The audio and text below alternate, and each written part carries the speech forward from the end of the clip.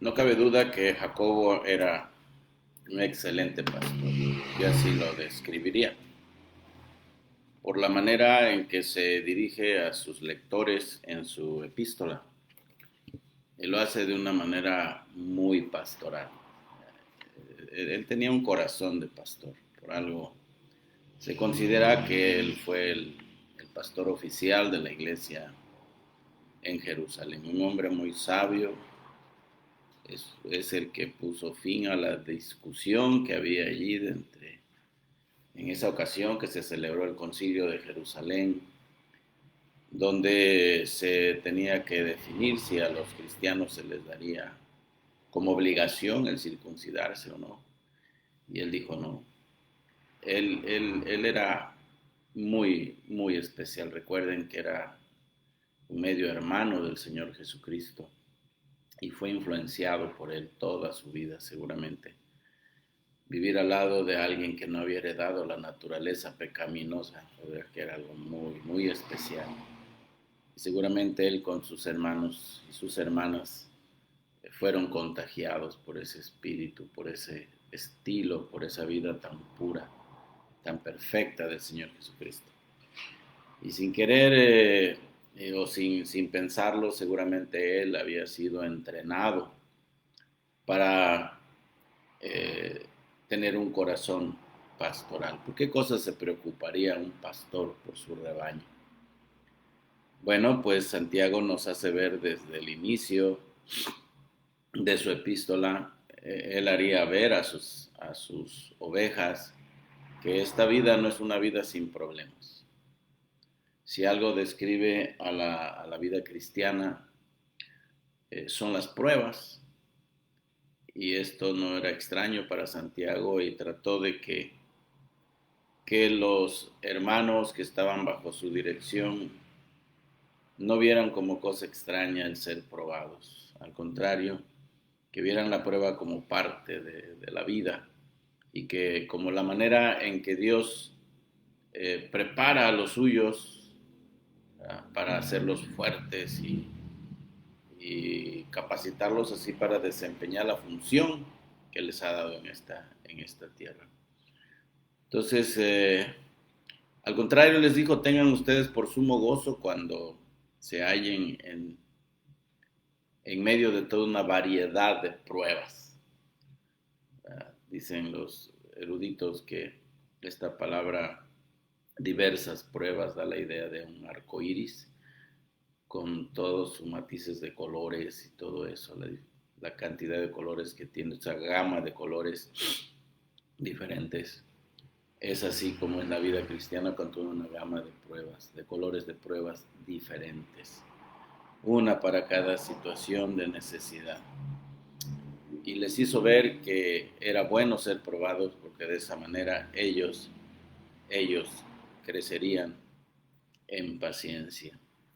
Les enseñó a acercarse a Dios con fe, no dudando nada. Les animó a ser hacedores de la palabra y no solamente oidores. Ese es el énfasis siempre de un pastor. Hermanos, pongamos en práctica lo que aprendemos. Vivamos la vida cristiana. También un pastor amonesta con respecto a la parcialidad. Tengan cuidado con la parcialidad. No traten a la gente de acuerdo a cómo se ve, cómo se viste, su situación social, su educación, su nivel académico o su coeficiente intelectual. No traten a la persona por cómo se ven. Ustedes trátenlos con amor, sea rico, sea pobre. Un pastor hace énfasis en eso. Un pastor también se preocupa porque su rebaño goce de una fe auténtica. Si algo preocupa a un pastor, es que su rebaño en verdad conozca al Señor. Y una de las decepciones más grandes que sufrimos los siervos de Dios es ver que la mayoría de nuestra de la población de nuestras iglesias, yo le llamo población flotante. Es población flotante.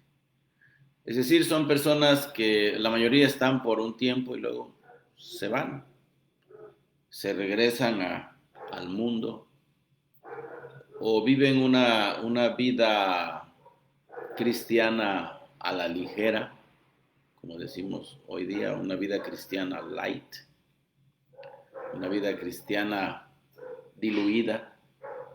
Y eso se debe gracias al estilo de predicación de hoy día. Difícilmente se quieren meter los pastores en complicaciones, analizando libros por libros, texto por texto, desarmar un versículo, analizar cada palabra, yéndose a la raíz etimológica de cada término para determinar y analizando la historia y la ocasión en que se da cada pasaje, ¿no? Eso es muy pesado.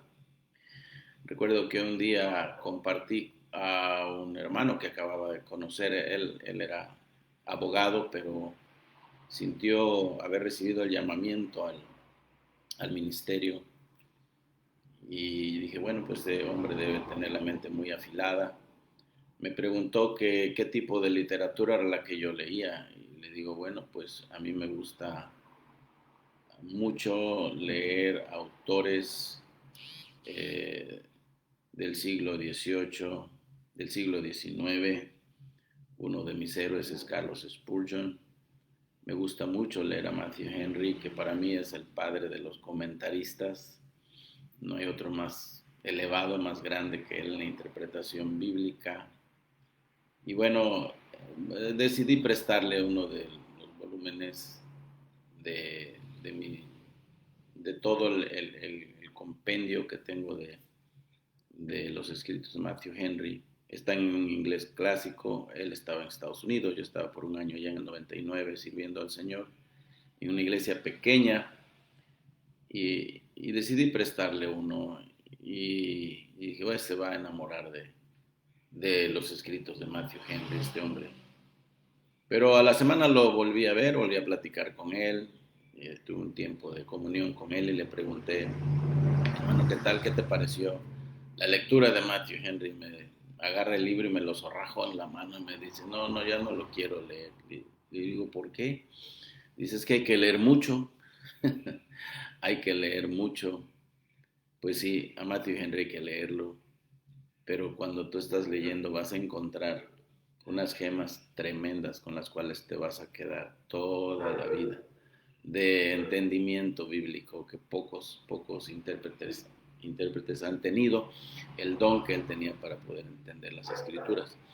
Pero bueno, el siervo de Dios, el pastor, debe preocuparse también por esto, que la fe que dice profesar el creyente que va a su iglesia sea una fe auténtica. Y él explica, bien a bien aquí explica en qué consiste la fe que es auténtica, la fe que es salvífica, la fe verdadera. Y él decide que es, y claro, guiado por el Espíritu Santo, que es una fe que produce obras, que trae cambios a la vida. Él decide que si tú dices tener fe pero no tienes obras, yo te voy a mostrar mis obras por mi fe. Entonces, cuidado con decir creo en Cristo, creo en Dios, cuidado con decir soy cristiano y no tener las evidencias, porque una fe sin obras es muerta. Otra cosa que se preocuparía un pastor por su rebaño es con respecto al uso de la lengua. El hablar es un privilegio que Dios nos ha dado, decía Jim Gables en su libro de interpretación a los colosenses, este gran predicador norteamericano. Él decía, es una habilidad, es un don, es una bendición que Dios nos ha dado el poder comunicarnos, pero debemos hacerlo con sabiduría, debemos hacerlo bien. Entonces, cuidado con el uso de la lengua. Dice que es un miembro tan pequeño, pero así como una chispa puede causar un grande incendio, la lengua también. Y que pues se ha dominado todo tipo de bestias salvajes han sido dominadas por el hombre, pero la lengua es un mal que no puede ser refrenado. Es una cosa tremenda, un miembro tan pequeño en el cuerpo, pero ha sido causante de muchos males. Entonces él advierte a sus lectores y a los miembros de su iglesia que tengan mucho cuidado. De hecho, les dice, miren, es el que tiene deseos del obispado o del pastorado, buena obra desea, pero debe saber esto, que no nos debemos hacer maestros con tanta facilidad, decidir convertirnos en maestros de los demás, sabiendo que recibiremos mayor condenación. Les habló de la sabiduría de lo alto y les habló de la sabiduría animal, terrenal y diabólica. Esa sabiduría es con la que se rigen aquellos que no conocen al Señor. Les habló de la amistad con el mundo, del peligro. El pastor también hace esto, haría esto. Tendría mucho cuidado con sus ovejas, con su rebaño, de que se mezclen con el mundo, que hagan amistad con el mundo. Tenemos que relacionarnos con el mundo, no tenemos opción. Si no quisiéramos ser afectados por nada, ni relacionarnos para nada con el mundo, el apóstol Pablo dice que pues tendríamos que vivir fuera de este planeta. Pero pues eso no es posible. Yo sé que ya hay personas que han pagado terrenos en Marte. A mí me da risa cuando oigo esas cosas. Se me hace un pensamiento y un sentimiento tan irrisorio pensar en que ay, voy a pagar un terreno para cuando se acaben las cosas en la tierra que yo tenga dónde escapar y dónde vivir. Bueno, ¿qué vas a lograr en un lugar inhóspito, en un lugar donde se vive a unas temperaturas bajo cero terribles, espantosas, cual ni siquiera hay aquí en la tierra, de tan bajas que son? Pero bueno, no vamos a ir a vivir a Marte. No vamos a, a salirnos de esta tierra, entonces tenemos que estar aquí. Pero una cosa de la cual nos tenemos que asegurar es no hacernos amigos de esta manera de pensar, de esta filosofía que va en contra de la filosofía divina, de la manera de pensar de Dios y de vivir de Dios que exige para nosotros los cristianos. Y Santiago advierte, cuidado con hacerte amigo del mundo, porque el que se hace amigo del mundo se constituye en un enemigo de Dios. Debemos tener mucho cuidado con esto. También el pastor Santiago, o Jacobo, que es el mismo personaje, advierte con respecto a la murmuración. ¿Se darán estas cosas en las iglesias hoy día? Bueno, por supuesto que sí. Entonces, bueno, un pastor estará consciente de esto y estará previniendo a su iglesia, y Santiago lo hacía. Les hace ver que deben tomar a Dios en cuenta en todas las cosas, que no es correcto planear las cosas y luego pedir a Dios que bendiga nuestros planes. Dios ya tiene los suyos. Dios ya tiene sus propios planes y esos son los que se deben respetar. Entonces, Santiago dice, en lugar de decir vamos a ir a tal lugar y vamos a comerciar y vamos a traficar y vamos a ganar tanto y vamos a hacer esto y lo otro, dice Santiago, ¿tú cómo sabes que vas a vivir? ¿Cómo sabes que vas a llegar? En lugar de eso deberíais decir, si Dios quiere, iremos y traficaremos y ganaremos, si Dios quiere. Ahorita estamos aquí hablando, yo les estoy dando la palabra y para mí es un gran honor hacerlo, es un gran privilegio servir a Dios de esta manera y servirle a usted. Este es un servicio que se da. Pero, ay hermanos, yo no sé si mañana voy a estar aquí. Puede que ahorita esté platicándoles y mañana me estén velando, ¿verdad? Y ya para pasado mañana esté bajo tierra y no sepan más de mí. Así es la vida. Entonces debemos de siempre tomar en cuenta a Dios. Y un pastor se preocupa por eso. Santiago se preocupó por eso. Eso, no se gloríen ustedes del día de mañana diciendo vamos a hacer esto, aquello, lo otro, no. Tenemos que buscar al Señor para todo, tomar en cuenta sus consideraciones, como un David, ¿verdad? Aunque él tenía un ejército, era el hombre más poderoso del mundo. ¿Saben ustedes de qué tamaño era el ejército de David? Tenía 1.200.000 soldados, mínimo. Mínimo 1.000.000 de soldados. ¿Quién te va a hacer algo con una cantidad así de soldados entrenados, tan entrenados para la guerra? Pero David, antes de ir y pelear contra los filisteos, oraba y le decía, Señor, está bien, ¿quieres que vaya a hacerlo? ¿Me vas a dar la victoria, Señor? Si tú me dices que sí voy y si no, no voy.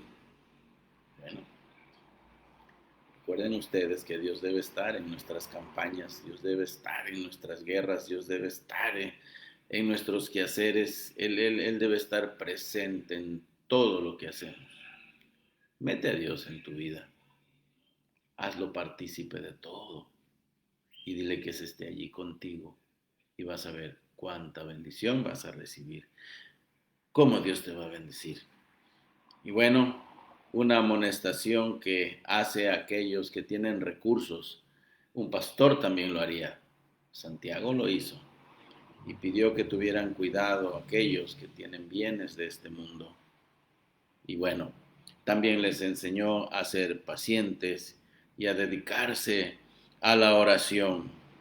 No se quejen unos contra otros para que no seáis condenados. Aquí el juez está a la puerta, les dice, hermanos, ya viene el Señor.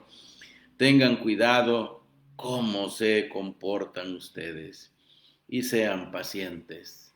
Y para hablar de la paciencia, pues les pone el mejor de los ejemplos que hay en la Biblia, que es Job.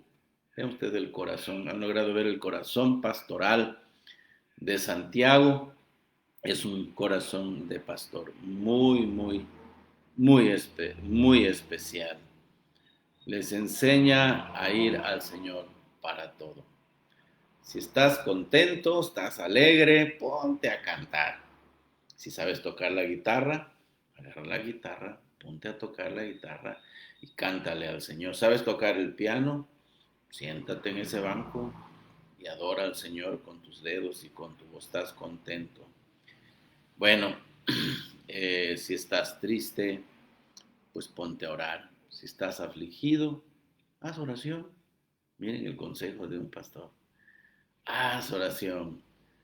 Entrégate al Señor en oración. Él sabe por qué trae la aflicción a tu vida. A Pablo la trajo. A Pablo la trajo.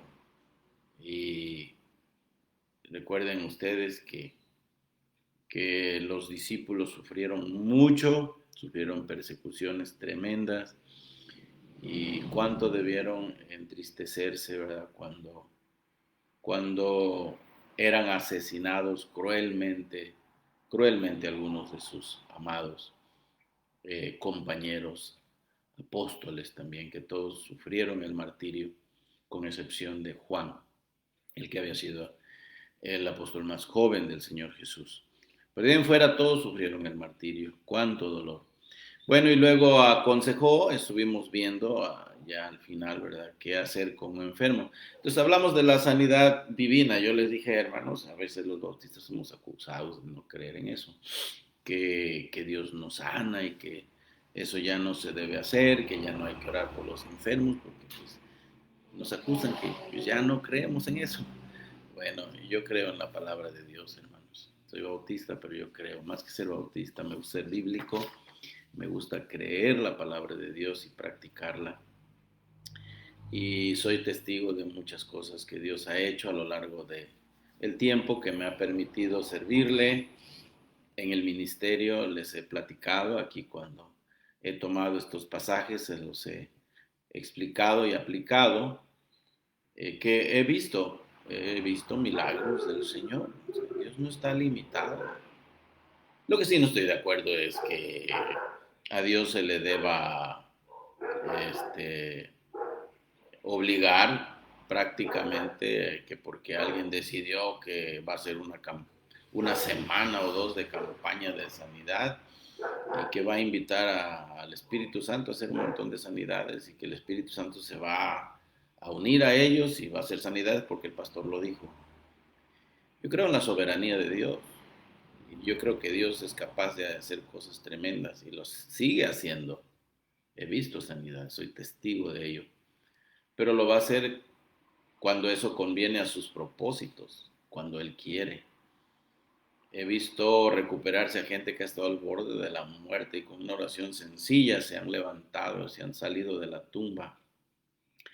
Pero he visto casos donde Dios ha decidido llevarse a su hijo y nadie lo puede evitar. Y qué tristeza me da que hoy día hay personas que reclaman tener el don de resurrección.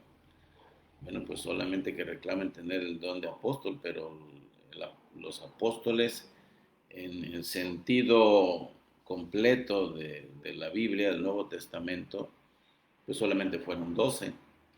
Luego, cuando muere Judas, pues Matías toma su lugar para cumplir la profecía bíblica, lo que se había anunciado, que otro tomaría su lugar.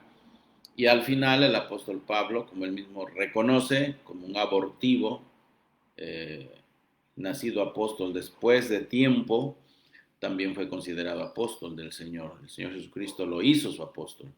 Sin embargo, de ahí ya no hay más. Pero hoy día hay quienes reclaman tener este don y hay quienes de manera separada reclaman tener el don de resucitar muertos. Hermanos, cuando Dios ha decidido llevarse a su Hijo, déjenlo en paz. Yo siempre aconsejo a aquellos que tienen a familiares enfermos y que sé que en cualquier momento Dios podría decidir llevarlos a casa,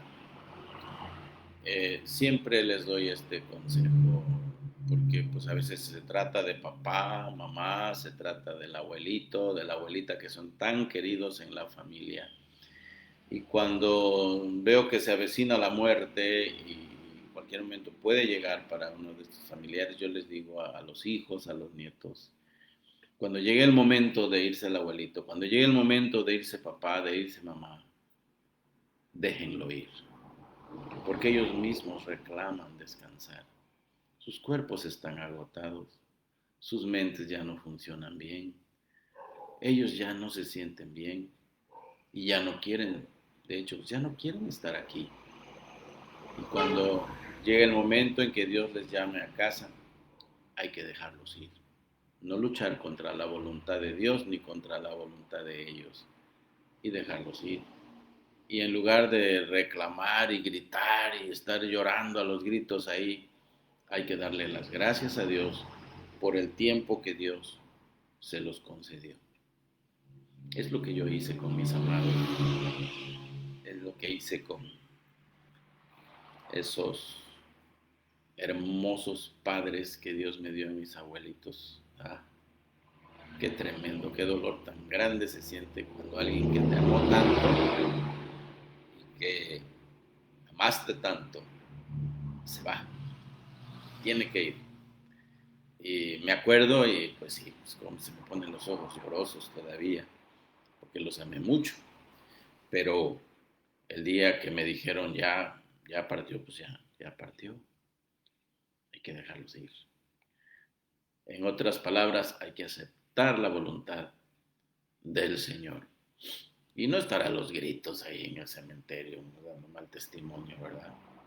Queriendo impresionar a la gente que los queríamos tanto. No, no, no, porque el amor se da en vida.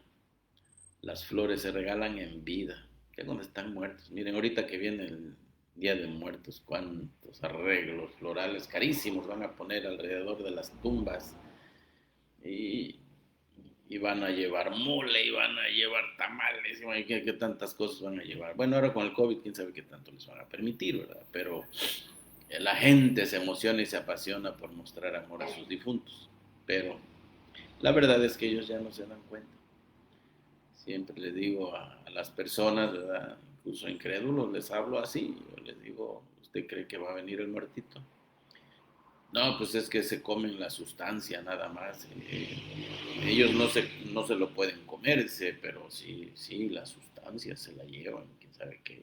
¿Cómo los engañan a los pobres? Yo les digo, no, hombre, ¿tú crees que el que está encerrado ahí en la cárcel del infierno, Dios lo va a dejar salir?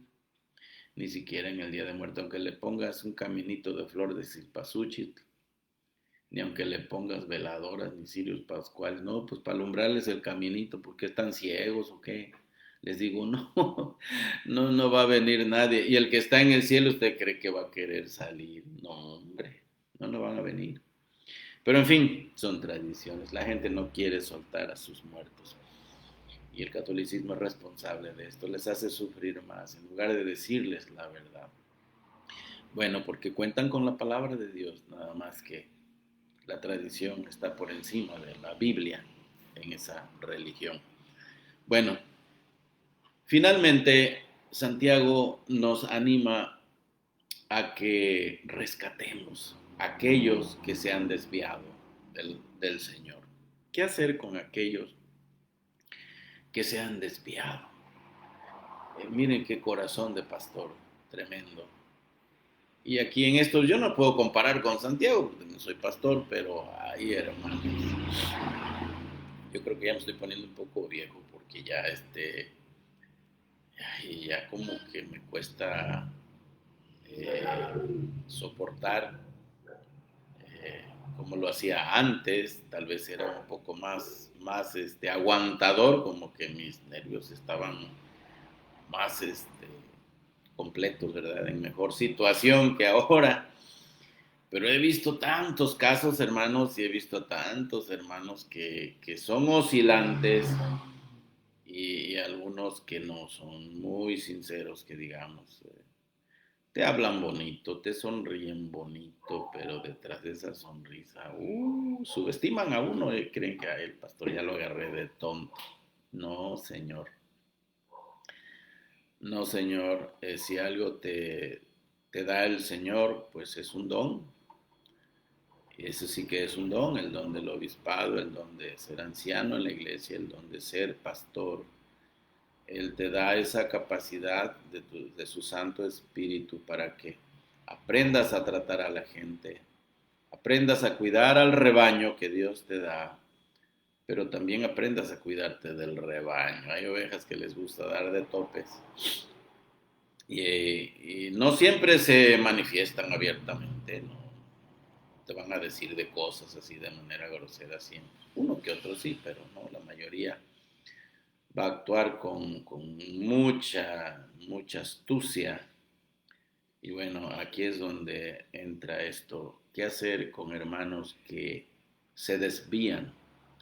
¿Qué hacer, qué actitud tomar con hermanos que se extravían y se pierden a veces?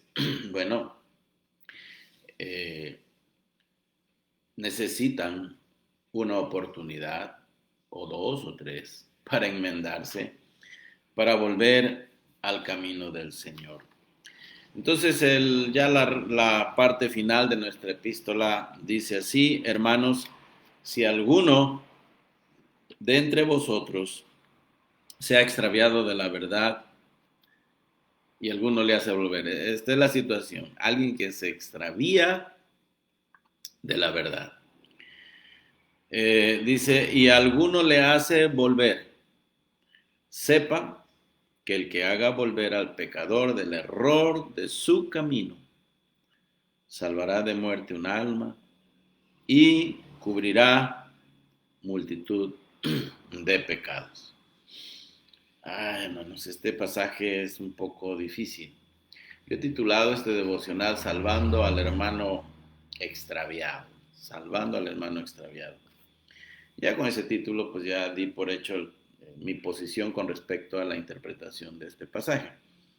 Miren, hay pasajes en la Biblia que ofrecen cierto grado de dificultad para interpretarlos. Y este es uno de ellos. Lo que tenemos que decidir aquí al interpretarlo es si Santiago se refiere a alguien que va a la iglesia, pero que no ha nacido de nuevo. O si se está refiriendo a alguien que ya es cristiano, pero que ha caído doctrinalmente, o sea, se ha extraviado de la verdad, es lo que dice aquí el pasaje. Dice, hermanos, si alguno de vosotros se ha extraviado de la verdad, se supone que ya estuvo ahí donde está la verdad, abrazó la verdad, pero se extravió de la verdad, se alejó de la verdad.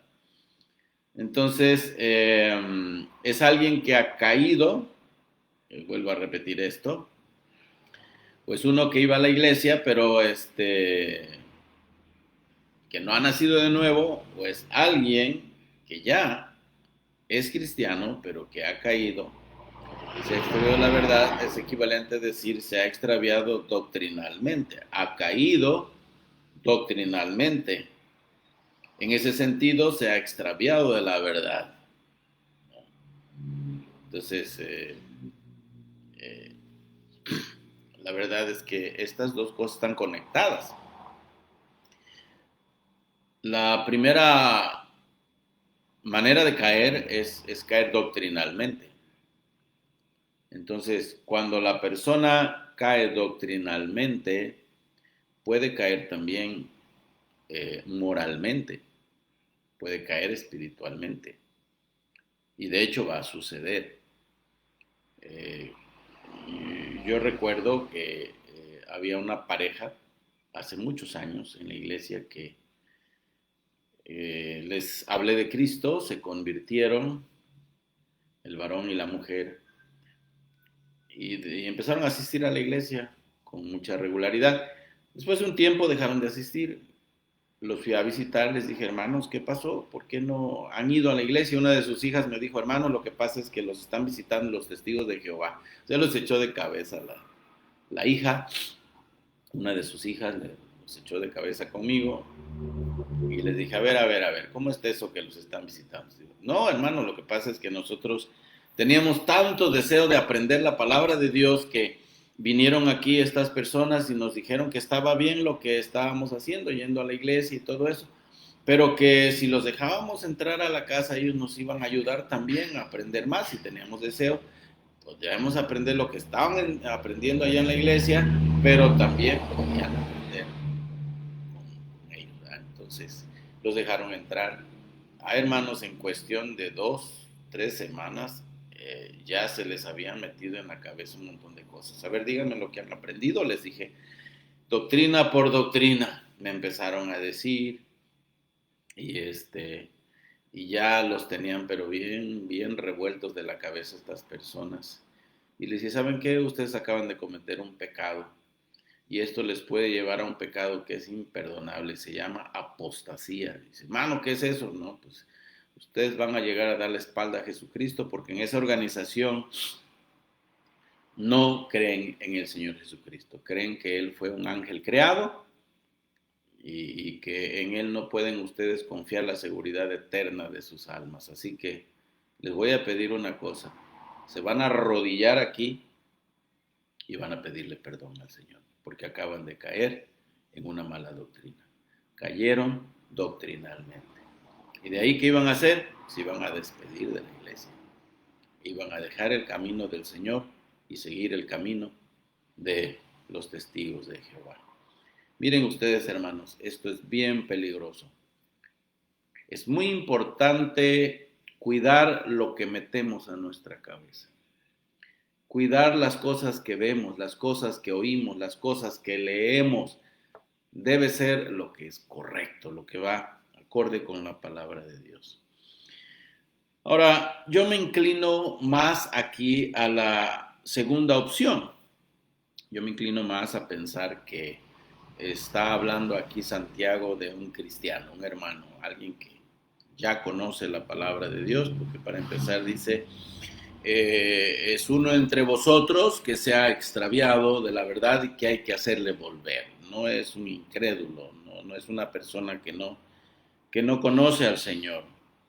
Bueno, ya habíamos visto el caso de los enfermos, por eso me inclino a pensar en la segunda opción, ¿verdad? Que se trata de un cristiano que se ha alejado, que se ha extraviado, porque creo que se apega de manera más normal al contexto del pasaje, de lo que ya veníamos hablando. ¿De qué veníamos hablando? Bueno, habíamos visto el caso de los enfermos que deben llamar a los ancianos para que oren por ellos. Y Dios promete sanidad siempre y cuando confiesen sus pecados. Entonces damos por hecho que se está hablando a personas convertidas que se han metido en problemas con el Señor pecando. Viene Dios, los disciplina con enfermedad y ahora les dice: llamen a los ancianos de la iglesia, oren por él y confiesen sus pecados. Como dice el versículo 16: confesad vuestras ofensas unos a otros y orad unos por otros para que seáis sanados. Es el versículo que vimos el día de ayer. Bueno, entonces vimos que en este caso de Santiago, la enfermedad le fue dada a esta persona por causa de haber cometido pecado. Vimos que quienes oren por el enfermo deben hacer una oración energética, así lo dijimos ayer. Debe hacer una oración eficaz y debe vivir una vida piadosa. Si Dios va a contestar, si Dios ha de escuchar, bueno, esta persona debe confesar su pecado y quien va a orar, si se va a recibir una respuesta, es una persona que esté entregada al Señor. Porque así dice Santiago: la oración eficaz del justo. ¿Quién es aquí el justo? Es un cristiano, pero no es cualquier clase de cristiano. Es el cristiano que está andando conforme a la palabra de Dios, que está viviendo la vida cristiana plena, que vive la vida piadosa. Luego Santiago usó a Elías como el ejemplo para recibir grandes respuestas del Señor. Él simplemente oró, hizo una oración sencilla y Dios le escuchó y dejó de llover por 3 años y 6 meses. Hizo otra vez una oración sencilla y volvió a llover, tanto que si no llegaba a tiempo a su casa acá, se iba a quedar en el camino, atrapado por la lluvia. Así pues, vemos que nuestro pasaje, versículos 19 al 20, encaja de manera normal con el contexto del capítulo, lo que vimos en el capítulo. Ahora el caso tiene que ver con alguien que se ha extraviado de la verdad. Así como Elías fue usado para restaurar a Israel, quien se había apartado de Dios, nosotros somos llamados a restaurar la vida de los que se extravían de la verdad. Y hay muchos que les pasa esto, hermanos, en las iglesias. Bueno, ya vimos que hay 2 clases de caída. Bueno, hay la caída doctrinal y la otra es la caída espiritual. Estas 2 cosas van conectadas. Quien caiga doctrinalmente verá afectado su estilo de vida, pues actuamos de acuerdo a lo que pensamos. Una vez pregunté a un colega del ministerio: ¿tú qué crees? ¿Será correcto insistir en que cuando predicamos el evangelio, será correcto insistirle al pecador a que se arrepienta, a que abandone todos sus vicios, a que abandone todos sus pecados? Y él me dijo: no, simplemente háblale de Cristo y anímale a hacer una decisión, una oración de decisión, una oración de fe. Y yo le dije: creo que estás mal. De una vez hay que irle diciendo al pecador qué es lo que tiene que hacer. Si vamos a evangelizar correctamente, lo primero que tiene que oír el pecador es cómo está su situación delante de Dios y que debe abandonar ese camino. Ahora, si tú le das una doctrina como la de mi amigo a una persona así, alguien que se acaba de convertir, pero tú le dices, bueno, no te preocupes por tu pecaminosidad, tal vez algún día la puedas abandonar, lo importante es que ya creíste en Cristo. Yo le estaré dando una mala doctrina. Esta no es la doctrina del Evangelio. Cuando Juan el Bautista predicó, él dijo, arrepentíos porque el reino de los cielos se ha acercado.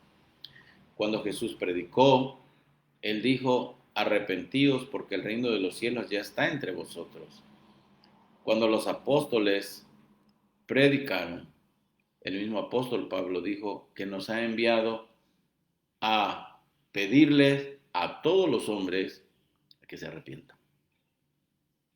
Hermanos, la salvación es gratuita. Cristo ya la ganó a base del derramamiento de su sangre en la cruz, pero eso no significa que no tenga un precio.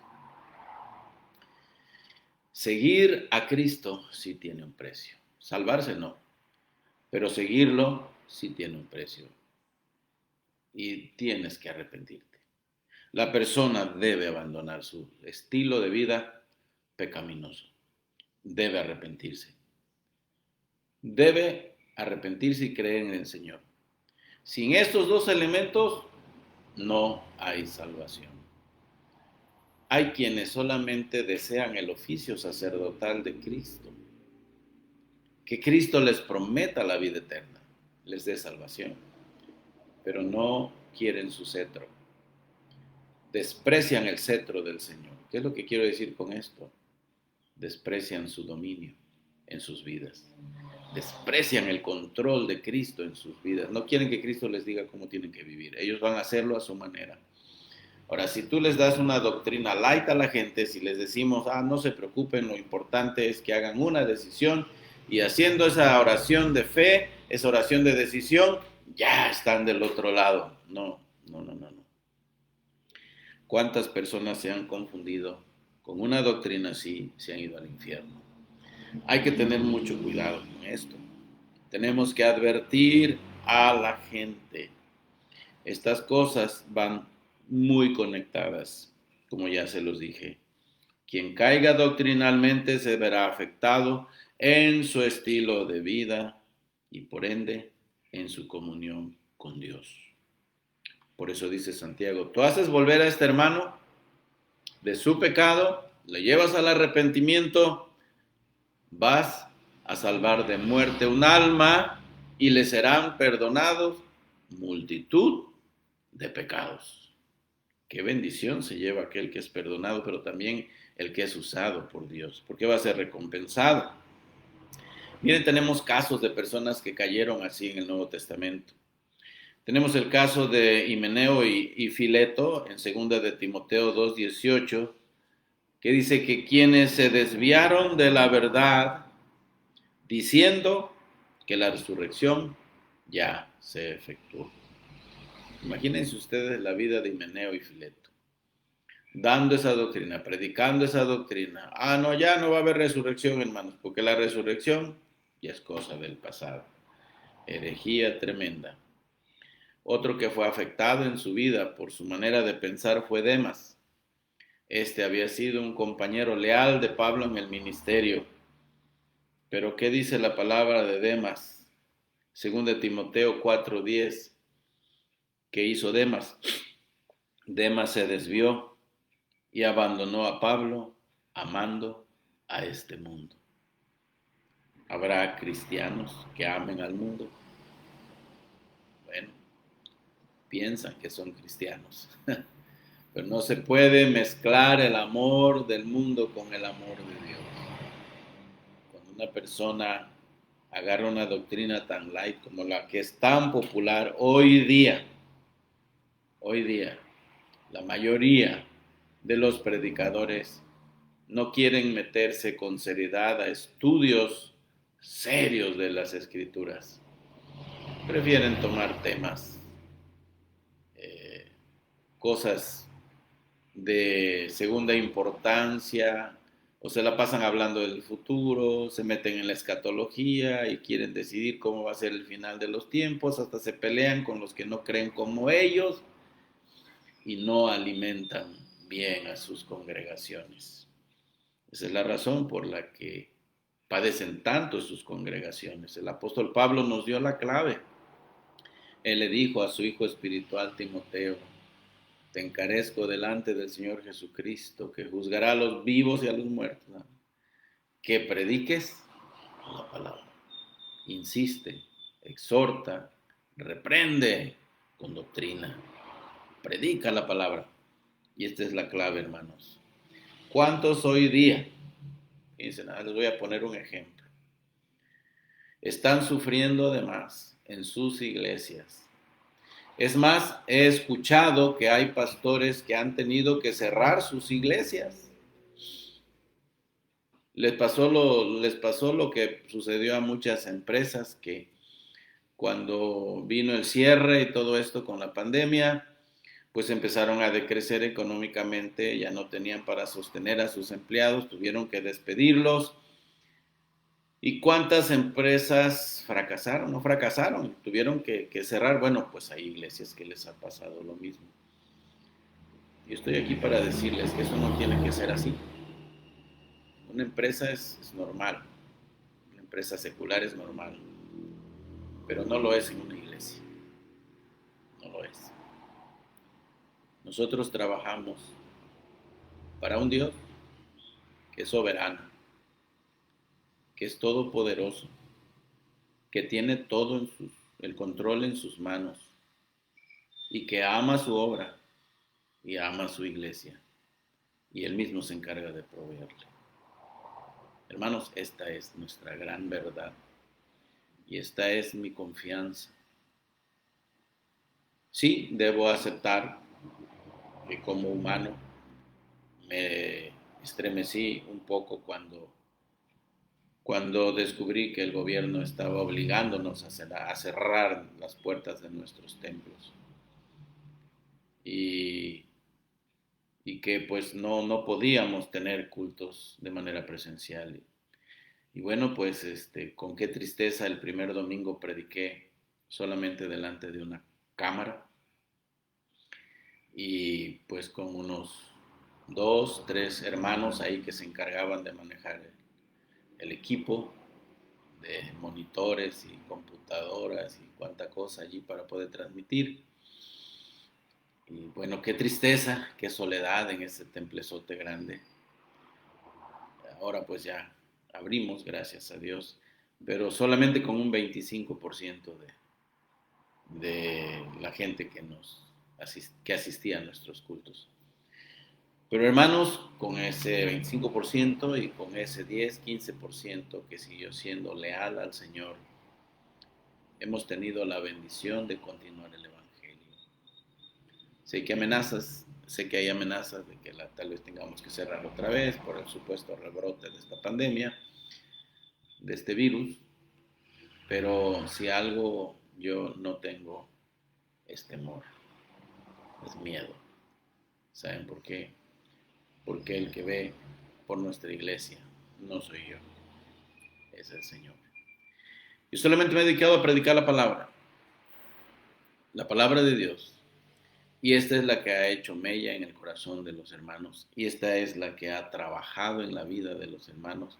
Y esta palabra predicada, enseñada, es la que motiva a los verdaderos hijos de Dios, aquellos que en verdad aman al Señor, a ver por su causa, por su reino, por su obra.